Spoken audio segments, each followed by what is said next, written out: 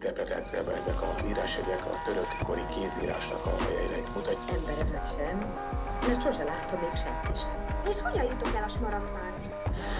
Az a populáció az mondjuk így, hogy nem csak a saját fajtájának teremt munkát, hanem az anyaországban élőknek.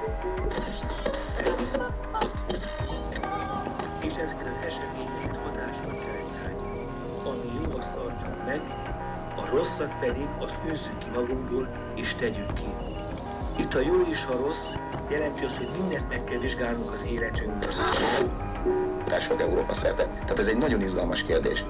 Akinek környékén merült az egyáltalán föl 1960-as években, ő már korábban sajnos meghalt, ezért nem tudta azt se igazolni, és egy száfon nézett. Hogy a mi mai rádió Kell szentmisére, a rossz pedig, hogy mondjak le az alkoholról, hagyjak abba rossz szokásokat, hagyjam abba a csúnya beszédet, akár a káromkodást, és hogy a jót tartsam meg, a rosszat pedig tegyem le.